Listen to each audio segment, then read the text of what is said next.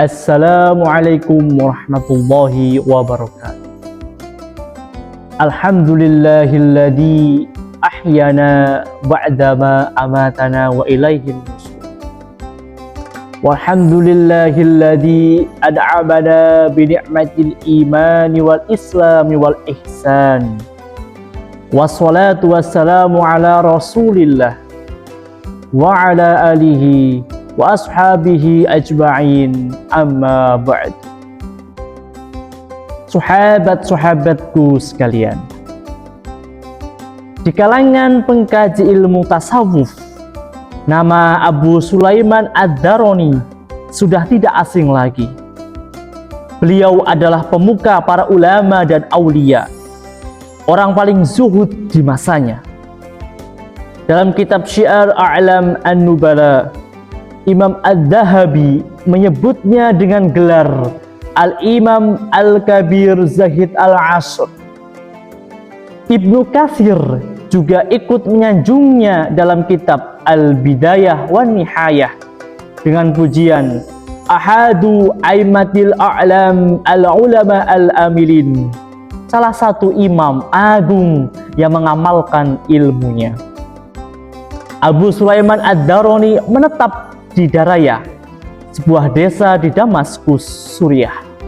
Nama aslinya adalah Abdurrahman bin Atiyah Ad-Darani. Beliau lahir pada tahun 1400 Hijriah dan wafat pada tahun 215 Hijriah. Ini menurut pendapat yang tercantum dalam kitab Tabaqat As-Sufiyah karya Abu Abdurrahman As-Silmi.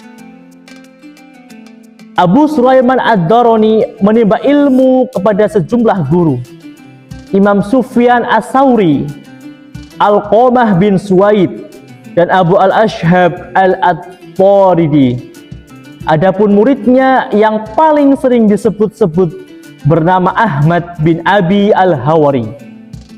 Dari murid yang satu ini ada banyak riwayat menarik tentang pengalaman-pengalaman Abu Sulaiman Ad-Darani, seperti yang tertulis dalam kitab Sifatu As-Safwah karya Ibnul Jauzi. Dalam kitab ini disebutkan mimpi Abu Sulaiman Ad-Darani yang sangat unik. Al-Kisah, di suatu malam Abu Sulaiman sedang khusyuk beribadah. Dalam keadaan menggigil, ia tetap melanjutkan ibadahnya. Namun karena cuaca malam itu terlalu dingin, Abu Sulaiman Ad-Darani berdoa hanya dengan satu tangan, dan tangan yang satunya ia selipkan ke dalam bajunya. Tiba-tiba Abu Sulaiman Ad-Darani tertidur dan bermimpi. Dalam mimpinya itu ia mendengar bisikan, "Wahai Abu Sulaiman, telah kami letakkan sesuatu yang kau minta di tangan yang engkau angkat dalam doa," ujar suara bisikan dalam mimpi. "Seandainya kau angkat juga tanganmu yang lain, maka pasti kami juga akan meletakkan sesuatu yang kau minta di tangan itu." Selepas mendengar bisikan tersebut, Abu Sulaiman Ad-Darani bersumpah untuk selalu berdoa dengan mengangkat kedua tangan. Sahabat-sahabatku sekalian, kisah lainnya yang lebih seru lagi, cerita tentang belayan lembut bidadari. Abu Sulaiman Ad-Darani hanya menuturkan pengalaman ini kepada muridnya Ahmad bin Abi Al-Hawari. Bahkan beliau berpesan, jangan sampai cerita ini disebarluaskan kecuali setelah beliau wafat. Begini kisahnya. Pada suatu malam ia tertidur pulas sampai melewatkan kesempatan sholat tahajud. Lalu ia dikejutkan dengan sebuah teguran dari sesosok bidadari. "Wahai Abu Sulaiman, apakah engkau tertidur? Sementara para malaikat mengawasi orang-orang yang bangun untuk melaksanakan tahajud. Sungguh merugi mata yang lebih senang tidur daripada berjaga untuk bermunajat kepada Allah yang Maha Mulia. Bangunlah, sebentar lagi orang-orang yang mencintai Allah akan saling bertemu. Wahai kekasih dan permata hatiku, apakah kamu masih juga akan tidur sementara aku menemanimu dalam keheningan malam ini dari tadi. Seketika Abu Sulaiman Ad-Darani melompat, tubuhnya bermandikan keringat. Ia merasa malu dengan teguran bidadari itu.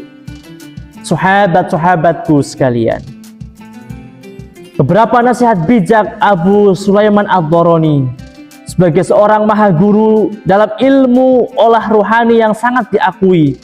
Abu Sulaiman Ad-Darani tentu mempunyai warisan kata-kata mutiara, nasihat yang sangat patut untuk kita renungi, kemudian kita amalkan dalam kehidupan sehari-hari. Yang pertama, ancaman bagi penghafal Al-Quran tetapi gemar bermaksiat.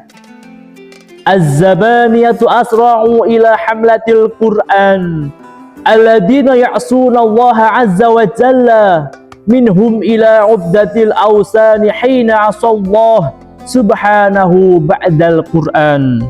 Yang artinya, malaikat Zabaniyah atau penunggu neraka akan lebih dahulu menyiksa para ahli Quran yang durhaka kepada Allah sebelum menyiksa para penyembah berhala ketika mereka mendurhakai Allah.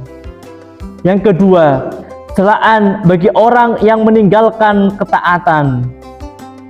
Bukan suatu hal yang mengherankan ketika seseorang tidak merasakan lezatnya ketaatan, tetapi yang mengherankan adalah ketika seorang hamba yang sudah merasakan bagaimana nikmatnya ketaatan, lalu ia malah meninggalkannya. Bagaimana ia bisa bersabar setelah menghindarinya?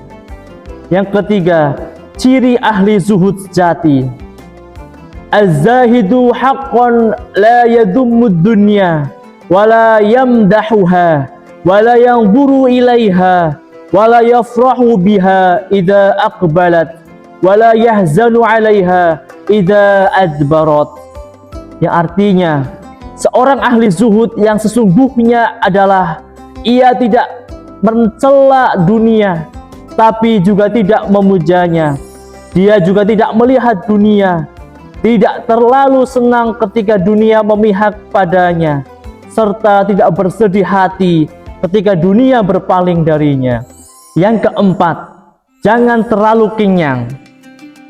Man syabi'a dakhala alaihi sittu afat faqadu halawatil munajah wa hirmanu syafaqati 'alal khalqi li'annahu idza syabi'a dhanna anna al khalqa kulluhum shiba' wa saqalul ibadah wa ziyadatus syahawat wa anna sa'iral mu'minina yaduruna hawlal masajid wa shiba'a yaduruna hawlal mazabil.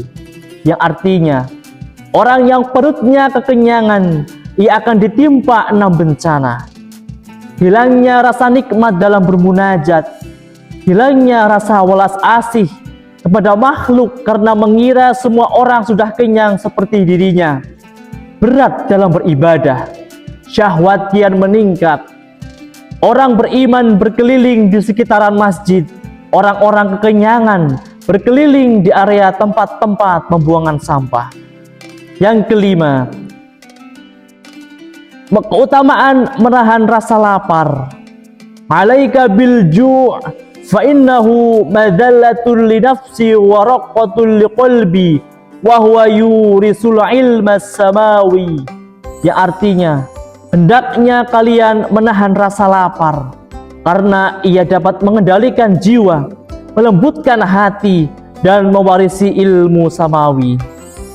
Sahabat-sahabatku sekalian, demikianlah kuliah subuh pada kesempatan kali ini.